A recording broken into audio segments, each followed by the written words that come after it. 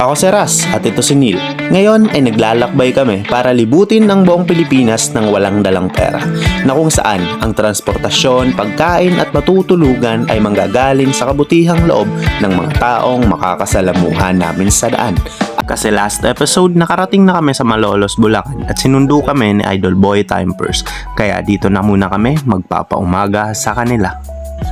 Pagkakinabukasan ay nag-ride din na kami kasi bebiyahin na kami at ang target namin ngayon ay makarating ng Baguio City. Salamat. Thank you. Salamat ah. So yun nga guys, nandito kami ngayon sa patawid ng NLEX. Pupunta kami ngayon sa Baguio.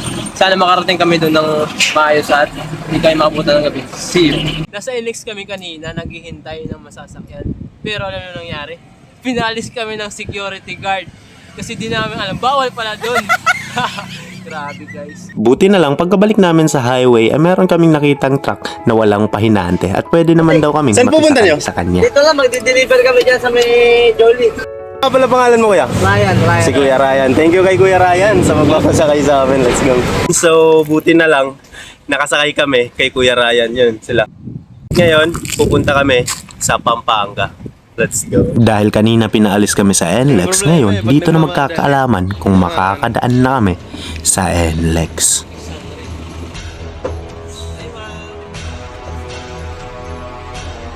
Let's go. Buti na lang. Buti na lang, thank you kay Kuya. Sa timing kami kay Kuya Ryan. NLEX. At dito kami drain up ni Kuya sa may gasolinahan malapit sa NLEX kasi marami daw ditong mga sasakyan. Sa ingat kayo ha. Maraming salamat Kuya. Signature na lang kami Kuya dito. Pa-signature muna kami.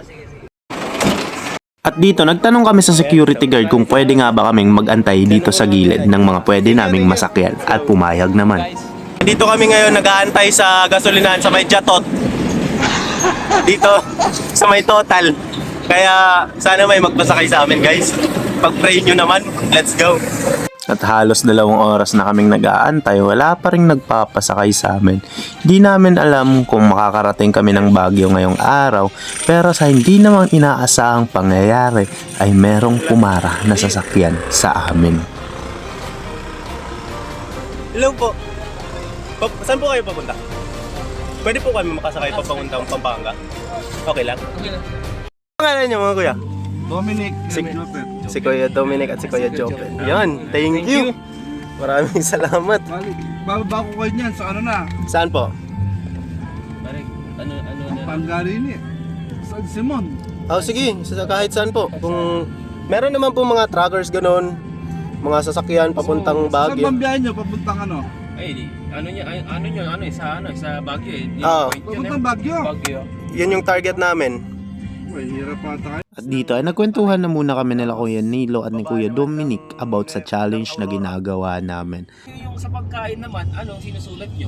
Wala, hindi po. Parang depende na lang po. Saan truckers yung nasasakyan namin. Yung mga truckers, marami sila eh. Meron silang mga pagkain, sila nagluluto. So nakakasabay kami sa kanila, nakakabili ng pagkain. Minsan din may nasasakyan kami na ganun, oh, pang snack nyo, ganun. So nakaka-survive naman sa pagkain.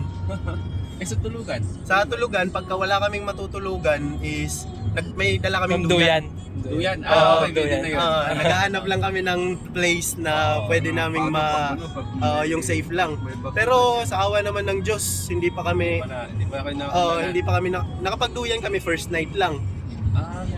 Doon sa Ormoc bago kami makatawid. Then At hindi nagtagal ay nakarating Wala na yun kami sa Pampanga.